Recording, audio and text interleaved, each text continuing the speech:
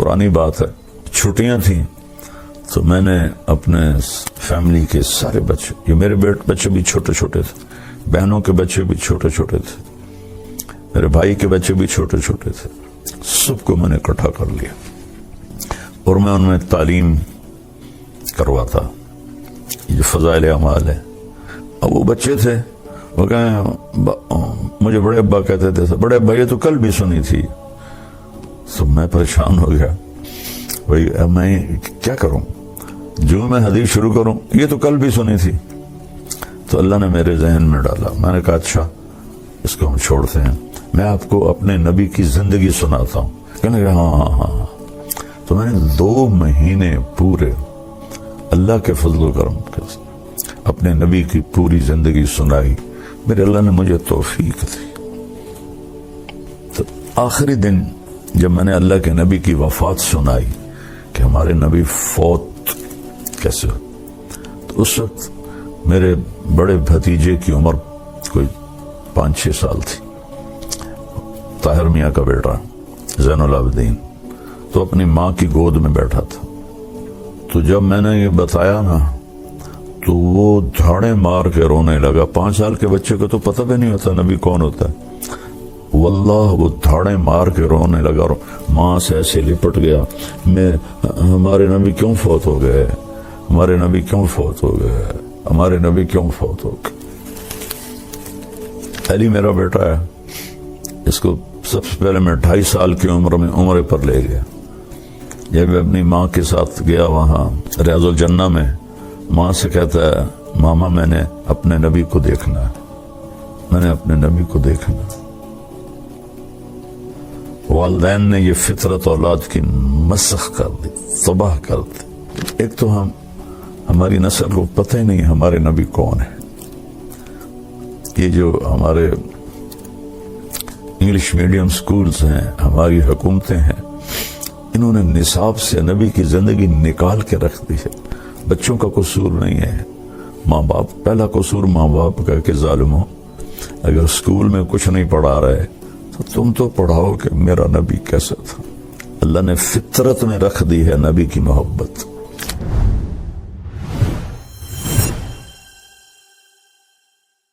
اس وقت ہمارے زوال کی ایک بہت بڑی وجہ ہے کہ ہم نے اپنے نبی کی تعلیمات کو بھی چھوڑ دیا، ان کی باتوں کو بھی چھوڑ دیا، ان کی باتوں کا یقین چھوڑ دیا۔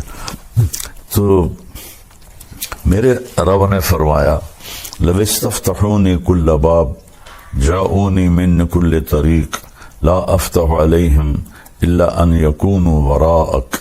یہ ابن القیم رحمہ اللہ نے اپنی کسی کتاب میں یہ حدیث قدسی نقل کی ہے کہ میرے محبوب آپ پوری دنیا کے انسانوں کو بتا دیں کہ یہ جس دروازے سے بھی آئیں گے، آنے کی کوشش کریں گے نا میرے پاس، میں نے وہ دروازے بند کر دیے ہیں۔ جس راستے سے آنے کی کوشش کریں گے، میں نے وہ راستے بند کر دیے ہیں۔ اب میں نے ایک دروازہ کھلا رکھا ہے اور میں نے ایک راستہ کھلا رکھا ہے، وہ ہے آپ کے پیچھے چل کے آ جائیں۔ قُلْ إِن كُنتُمْ تُحِبُّونَ اللَّهَ فَاتَّبِعُونِي۔ اگر تمہیں اللہ کو پانا ہے تو پھر میری اتباع کرو، میری شبیہ اختیار کرو، میرے اخلاق عادات اختیار کرو، تو پھر اللہ تم سے راضی ہے۔ اس کے علاوہ وہاں جو خاندانی سکے ہیں وہ نہیں چلتے کہ میں تو شاہ جی ہوں، میں تو قریشی صاحب ہوں، میں تو میاں صاحب ہوں۔ وہاں صرف ایک ہی سکہ چلتا ہے کہ کون جناب رسول اللہ صلی اللہ تبارک و تعالی علیہ وسلم کی مبارک زندگی کو اپناتا ہے اور آپ کی باتوں پر پختہ یقین رکھتا ہے اور ایمان لاتا ہے۔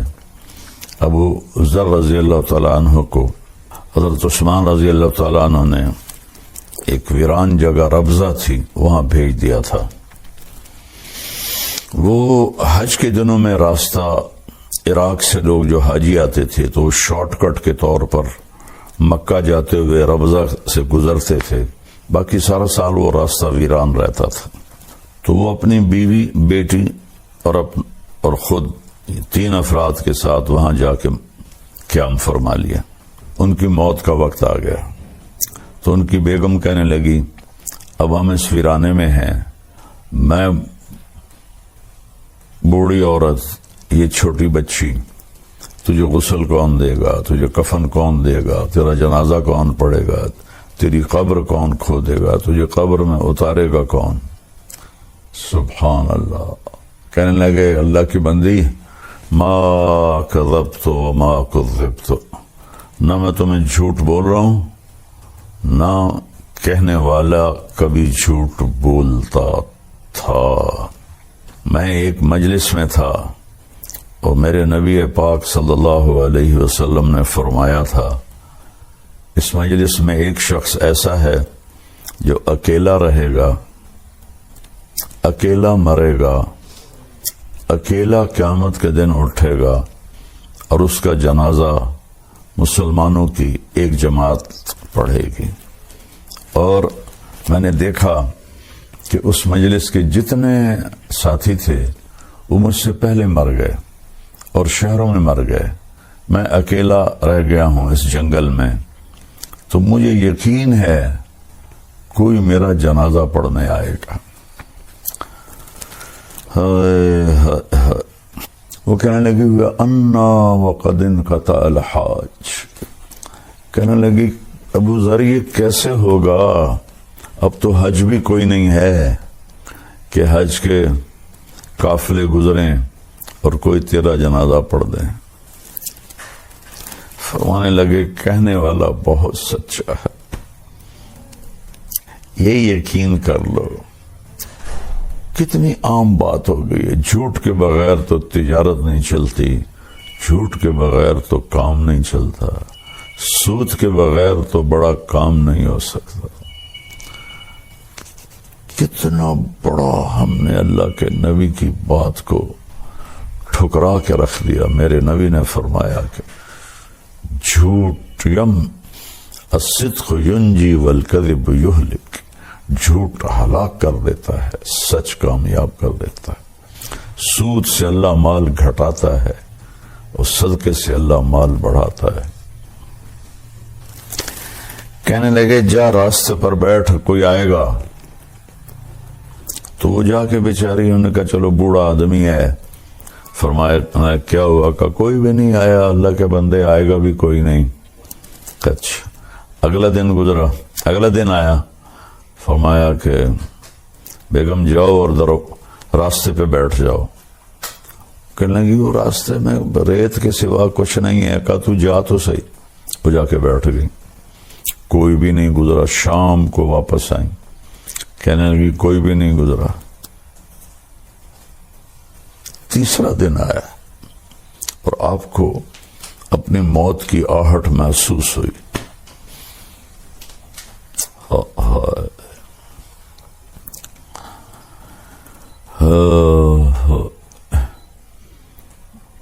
ایک حدیث میں آتا ہے، ابن ماجہ کی حدیث ہے کہ اللہ تعالیٰ 4 آدمیوں سے محبت کرتا ہے، میرے صحابہ میں سے 4 آدمیوں سے محبت کرتا ہے، اور پھر فرمایا علی ان میں سے ہے، علی ان میں سے ہے، علی ان میں سے ہے۔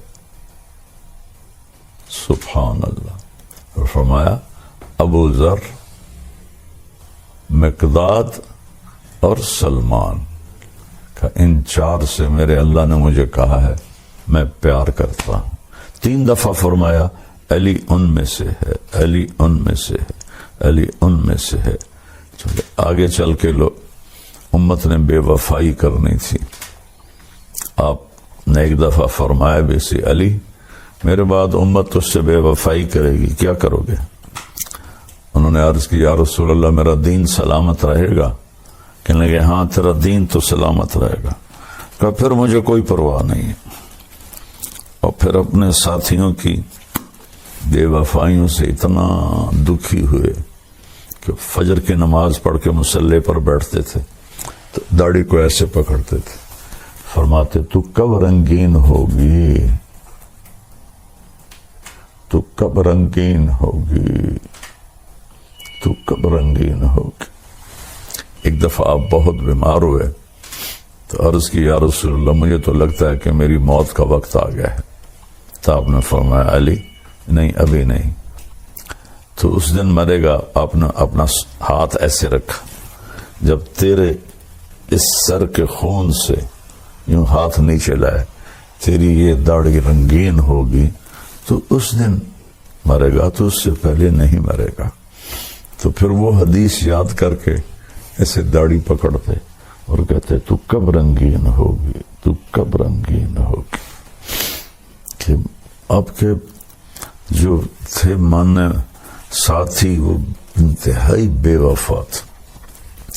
مصر پر معاویہ بن خدیج رضی اللہ تعالیٰ عنہ نے امیر معاویہ رضی اللہ عنہ کی طرف سے حملہ کیا اور اس پہ قبضہ کر لیا, اور حضرت ابوبکر کے بیٹے محمد بن ابی بکر کو قتل کر کے ان کی لاش کو گدھے کی کھال میں لپیٹ کے آگ لگا دی.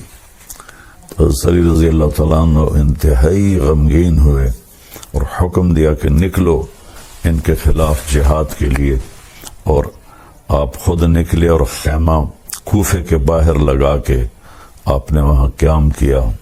صبح اٹھے تو ایک آدمی بھی نہیں آیا ہوا تھا, ایک آدمی بھی نہیں آیا ہوا تھا. اور کوفہ مرکز تھا آپ کے محبت کرنے والوں کے. تو آپ انتہائی دل برداشتہ ہو کر پھر واپس چلے گئے اپنے گھر.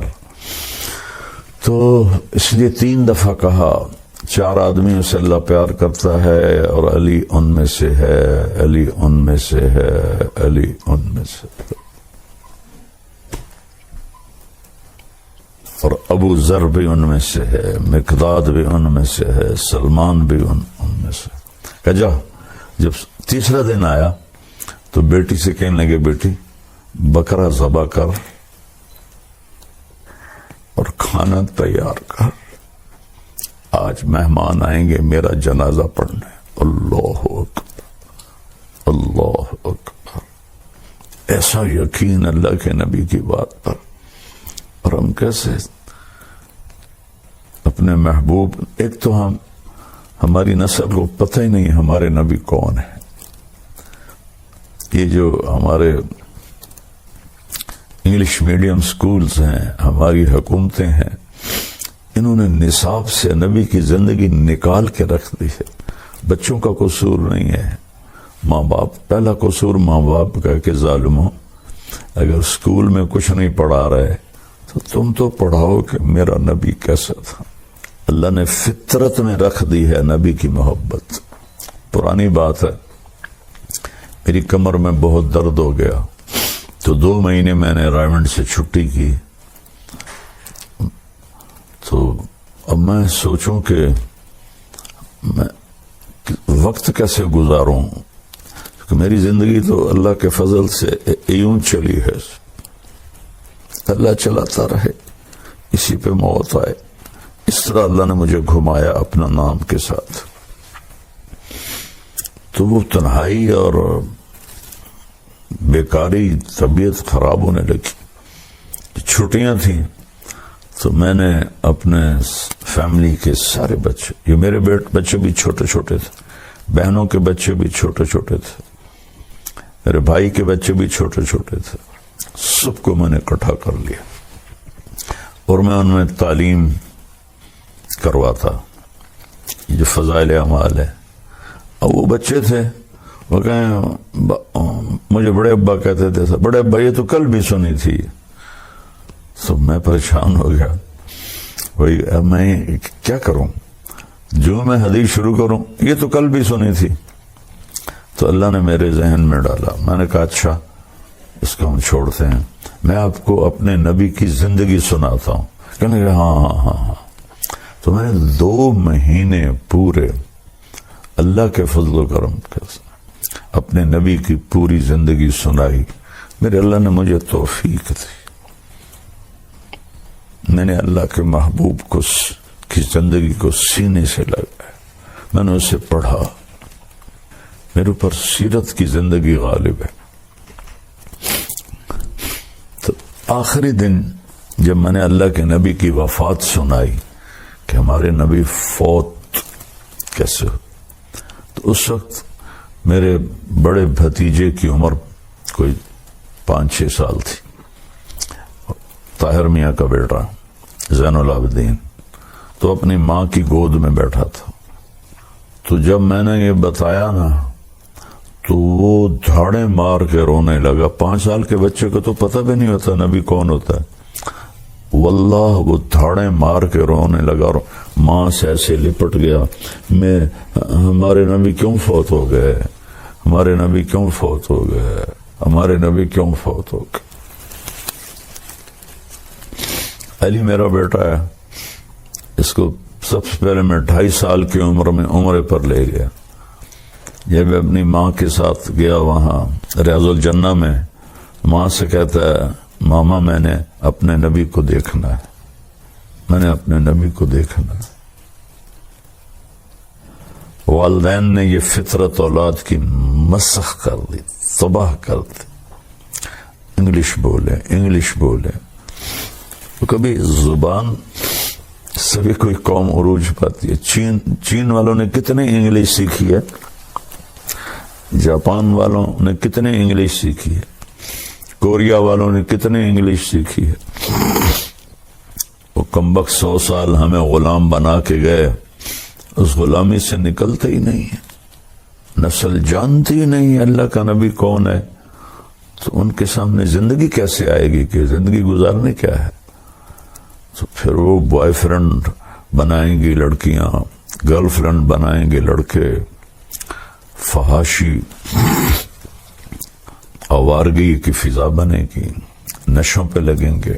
ہمارے زمانے میں یعنی میں 71 تک رہا ہوں گورنمنٹ کالج، اور 64 سے 69 تک میں رہا ہوں سینٹرل ماڈل اسکول۔ کسی کو پتہ ہی نہیں ہوتا تھا نشہ کیا ہے۔ سگریٹ تو میں بھی پیتا تھا اور سارے پیتے تھے، لیکن کوئی نشہ کرے یہ بالکل نہیں تھا۔ اور مجھے یاد نہیں کہ کوئی لڑکی ننگے سر، کو ایجوکیشن تھی ہماری گورنمنٹ کالج میں، تو مجھے یاد نہیں کوئی لڑکی ننگے سر ہوتی تھی، اور ان کے بیٹھنے کا سیکشن اور جگہ الگ ہوتی تھی، لڑکے الگ بیٹھتے تھے۔ اب ہمارے کالج یونیورسٹیز نشے سے بھرے ہوئے، اور پہلے مجرم ماں باپ ہیں جنہوں نے انہیں نہ قرآن سکھایا، نہ نبی کی زندگی سکھائی، نہ انہیں آخرت بتائی۔ پڑھو پڑھو پڑھو پڑھو پڑھو، سب اے آنے چاہیے، بی نہیں آنا چاہیے، سی نہیں آنا چاہیے۔ دکھ سے کہہ رہا ہوں، میری اپنی نسل ہے، میری تو محنت ہی اسی پر ہوئی ہے، تو مجھے رونا آتا ہے جب میں اپنی نسل کی بربادی دیکھتا ہوں۔ بیٹی سے کہہ رہے ہیں ابو ذر بکرا ذبح کر، کھانا تیار کر، آج مہمان آئیں گے۔ وہ بھی دل میں کہنے لگی بیچارہ مرنے والا ہے ابا، اس کی کوئی عقل پہ مسئلہ آ گیا ہے۔ بیوی سے کہا جاؤ جا کے راستے میں بیٹھو۔ سبحان اللہ۔ دوپہر سے پہلے، دوپہر ہو رہی تھی تو دور سے غبار اڑتا نظر آیا۔ تیسرا دن تھا، جنگل ویران۔ جب اس نے غبار اڑتا دیکھا تو وہ کھڑی ہو گئی، انہوں نے ایسے اپنا ہاتھ لہرایا تو وہ جو سوار تھے 20 آدمی تھے، سارے اونٹوں پہ سوار تھے، تو انہوں نے دیکھا ویرانے میں ایک عورت کھڑی ہوئی ہے، تو انہوں نے اپنے اونٹوں کا رخ پھیر دیا اس بی بی کی طرف، تو کہنے لگی هل لکم من رغبت ان تسلوا جنازۃ صحابی الرسول، فرمانے لگے کیا آپ لوگ مہربانی کریں گے کہ ایک صحابی رسول فوت ہو رہا ہے، اس کا جنازہ پڑھو۔ تو انہوں نے پوچھا من ہوا، کون ہے وہ؟ انہوں نے کہا ابو ذر غفاری۔ تو سب رونے لگے، سب، اور سب کے منہ سے نکلا نفدیہ بآبائنا و امہاتنا، ہمارے ماں باپ ابو ذر پہ قربان۔ یہ کون لوگ تھے؟ ان کے امیر تھے حضرت عبداللہ بن مسعود رضی اللہ تعالیٰ عنہ، جو بہت بڑے صحابہ میں سے ہیں، بدری صحابی ہیں، یہ عمرے کے لیے جا رہے تھے مکہ مکرمہ، تو شارٹ کٹ اختیار کیا کہ جلدی عمرے پر پہنچ جائیں۔ حج تو گزر چکا تھا، اصل تو عمرے کے لیے نہیں جا رہے تھے، میرا رب ابو ذر کے جنازے کے لیے ان کو عراق سے چلے تھے۔ جب یہ وہاں ان کے گھر داخل ہوئے تو ابو ذر مسکرائے اور اپنی بیوی سے فرمایا، آ گیا نا، دیکھ لیا نا، میں نہیں کہتا تھا، نہ میں جھوٹ کہہ رہا ہوں، نہ کہنے والے نے جھوٹ کہا تھا۔ پھر فرمایا کہ حالانکہ ان میں عبداللہ بن مسعود بھی موجود ہیں، دیکھو بھائی مجھے کفن وہ دے جس نے کبھی حکومت کی نوکری نہ کی ہو، اور حکومت تو اس وقت نہیں تھی، خلافت راشدہ تھی حضرت عثمان کی، اور میرا جنازہ وہ پڑھائے جس نے حکومت کی نوکری نہ کی ہو۔ تو سب کے سب نے کی ہوئی تھی۔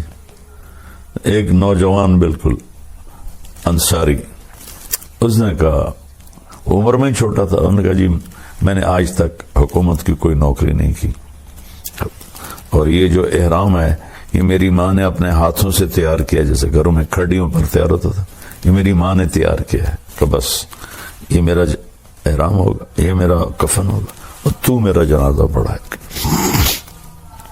باتیں کرتے کرتے ان کا انتقال ہو گیا، تو انہوں نے سارے رسومات پوری کر کے جنازہ پڑھا کے دفن کر کے جب جانے لگے تو حضرت ابو ذر کی بیٹی نے کہا حضرت عبدہ بن مسعود سے، یا عم الی الغداء، کھانا کھا لے۔ کہنے لگے انا لکی بنا علم، تمہیں کیسے ہمارا علم تھا کہ ہم آ رہے ہیں؟ کہ ابا نے کہا تھا کہ آج ضرور آئیں گے، اللہ کے نبی نے کہا تھا ضرور آئیں گے۔ تو عبداللہ بن مسعود اتنا روئے، کہنے لگے واہ ابو ذر، تو نے مر کے بھی سخاوت نہ چھوڑ، ذرا کھانا کھا کے۔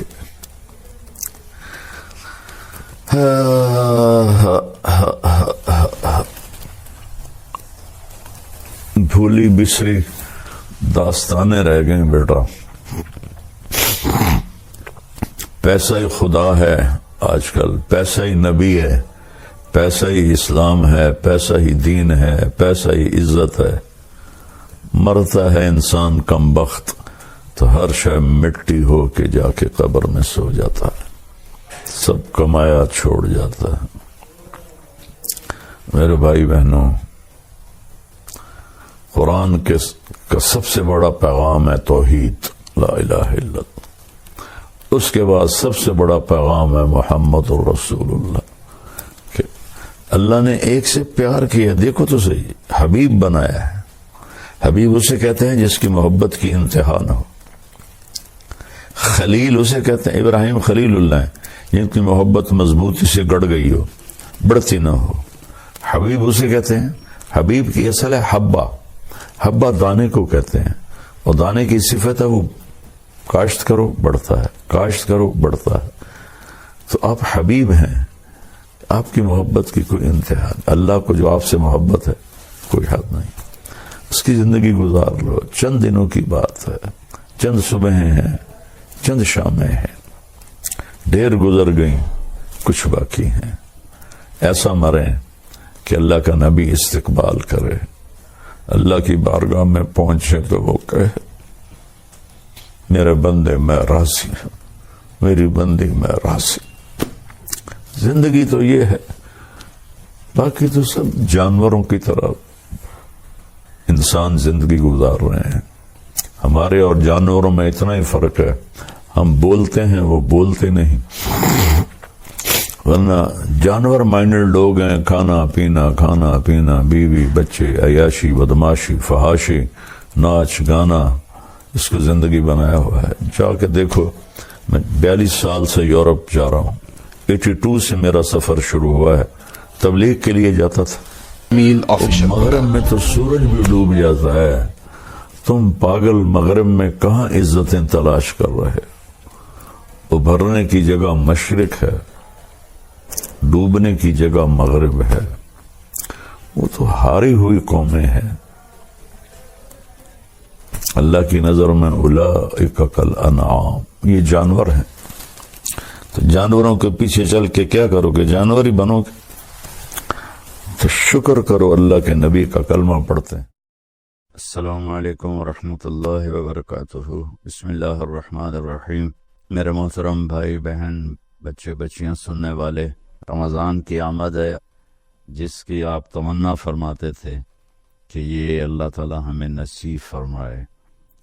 और अल्लाह ने हर उम्मत को रमज़ान दिया, लेकिन हमारा रमज़ान सबसे अलग, सबसे आला, सबसे बेहतरीन। जैसे ये कारोबारी लोगों का सीज़न होता है तो अंधाधुंध काम करते हैं, ये सीज़न है अल्लाह को मनाने का। इसमें फिर अल्लाह के नाम पे खर्च करना भी एक बहुत बड़ा अमल है। वैसे तो ज़कात है, सदका है, खैरात है, सारा साल दी जा सकती है। रमज़ान में देने का फ़ायदा ये है कि फ़र्ज़ ज़कात का 1 रुपया 70 रुपये के बराबर हो जाएगा, और नफली सदक़े का 1 रुपया फ़र्ज़ रुपये के बराबर हो जाएगा। तो इसमें गुजारिश है कि अल्लाह के नाम पर खुल कर दें। और अल्लाह ने हमसे फाउंडेशन बनवाई है MTJ के नाम पर, जो इस वक्त अल्लाह के फजल से पूरी दुनिया में काम कर रही है। हम छोटी सी बस्ती में रहते हैं, छोटा सा कस्बा है तलम्बा। हमने सिर्फ अपने इलाके के लिए बनाई थी, अल्लाह ने उसे दुनिया में पहुंचा दिया। अभी भी 1 हफ्ता पहले गज़ा में हमारे ट्रक खाने का सामान और बहुत सी चीज़ों का सामान लेकर दाखिल हुए हैं, उनको पहुंचाई हैं। उनकी वीडियो हमारे पास आई हैं। जब बॉर्डर बंद थे उस वक्त भी अल्लाह ने हमें तौफीक दी थी कि हमने ऐसे ज़राए ढूंढ लिए थे जहाँ से हमारे ट्रक जाते थे और उनकी मदद करते थे। तुर्की में ज़लज़ला आया, वहाँ अल्लाह ने पहुँचाया। मराकश में ज़लज़ला आया, वहाँ अल्लाह ने पहुँचाया। यहाँ भी अल्हम्दुलिल्लाह बेशुमार इस शोबे खुल चुके हैं जिनमें अल्लाह ताला हमसे अपने बंदों की खिदमत का काम ले रहा है। तो आप सबसे गुजारिश है कि हर जगह दें। मैं किसी के बारे में रोकता नहीं हूँ, जो सही काम कर रहे हैं, और उसमें हमें भी आप याद रखें। आपके ताउन के हम बहुत ज़्यादा मोहताज हैं। अल्लाह आपसे राज़ी हो। अस्सलामु अलैकुम रहमतुल्लाह।